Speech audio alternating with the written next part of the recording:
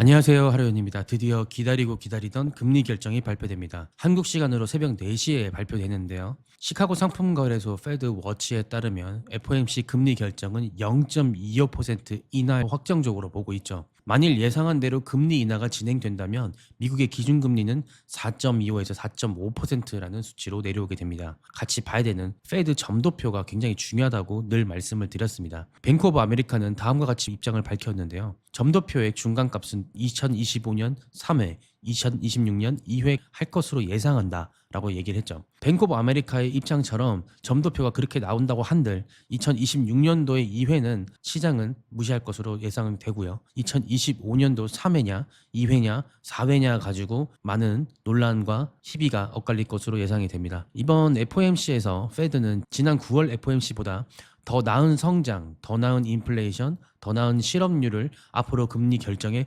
반영할 것이다라고 뱅크 오브 아메리카는 예상했습니다. 뱅크 오브 아메리카뿐만 아니라 월가의 전반적인 입장이고 해석이라고 할 수 있죠. 지난 9월 점도표보다 더 적은 금리 인하를 제시할 것이라는 매파적 인하에 대한 예상도 많이 나오고 있지만 이 부분은 실제로 나오고 나서 다시 한번 저희가 분석을 하면서 논하면 좋을 것 같습니다. 도널드 트럼프 당선 직후 뉴욕 증시에서는 경기 민감주, 소형주 등이 급등세를 이끌어 왔었죠. 감세와 규제 완화, 그리고 친기업 정책으로 경제가 나아지고 경기가 개선될 때 상대적으로 수혜를 받을 것 같은 종목들이 많이 올랐다는 얘기입니다. 하지만 지난 11일 거래일 동안 좀 다른 모습을 볼 수 있었습니다.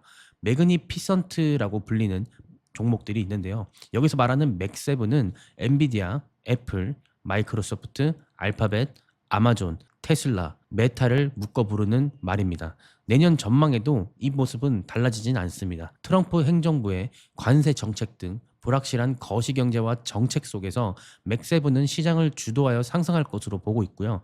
하지만 다른 소외주들은 좀 어려울 수 있다라는 관측이 나오고 있습니다. 당장 연말에는 산타 랠리를 확정적으로 보고 있기 때문에 FOMC와 PC에서 큰 변수가 없다면 연말 랠리는 지속될 것으로 보고 있습니다. FOMC에서 내년 금리 인하에 어떤 힌트를 줄지 정말 많은 이목이 집중된 가운데 간밤에 경제 데이터가 나왔는데요. 짤막하게 살펴보자면 11월 소매 판매는 이전치 0.5%, 실제치 0.7%로 6개월 동안 연속 상회했습니다. 11월 근원 소매 판매는 이전치 0.2%에서 실제치 0.2%로 예측치 0.4%보다 0.2% 낮게 이전과 동일하게 나왔죠. 하지만 11월 산업 생산은 이전치 마이너스 0.4%에서 실제치 마이너스 0.1%로 제조업체는 여전히 어려움을 겪고 있다는 것을 확인할 수 있었습니다. 11월까지 3개월 동안 연속 하락하는 모습을 볼 수 있었죠. 전문가들은 소비자들은 연말에도 지출을 계속하고 있지만 인플레이션은 구매력을 잠식하고 있고 새로운 관세 정책 등 소비 속도는 둔화할 것으로 예상한다라고 얘기를 했습니다. 채권 금리가 지금 굉장히 중요한 화두로 올라오고 있는데요.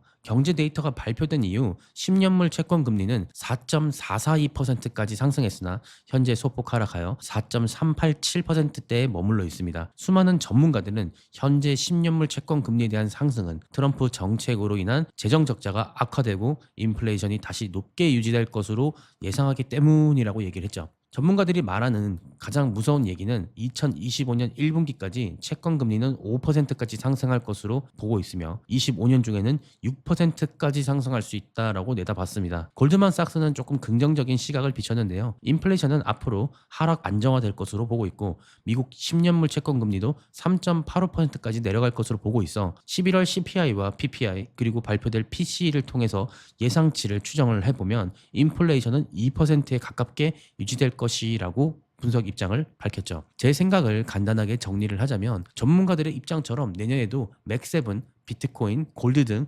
지정학적 리스크가 동반되더라도 상승할 분야들은 확실히 견고한 모습을 보여줄 것 같습니다. 만약 인플레이션이 다시 재점화된다고 한들 투자 시장에 관심을 가지고 있다면 공매도를 할 수 있는 시기가 될 수도 있고 다양한 투자 수익을 짤 수 있는 방법들이 있으니까 큰 문제가 되지 않는다고 생각을 합니다. 하지만 일반적으로 거시경제에서 많은 것들을 놓치고 있는 분들은 단순히 투기하듯 투자하는 사람이 되기 때문에 미국이나 한국이나 할 것 없이 어려운 시장이 될 거라고 생각이 됩니다. 있습니다. 하루연에서는 초보자들도 쉽게 공부할 수 있는 다양한 정보를 제공하고 있고 유튜브 외에도 네이버 카페에서도 만나볼 수 있습니다. 문의를 주시면 다양한 이벤트와 더불어 올바른 투자를 할 수 있는 방향을 제시하겠습니다. 오늘 영상도 유익하셨다면 구독과 좋아요 부탁드리고요. 다음 시간에도 돈이 될 수 있는 정보로 만나겠습니다.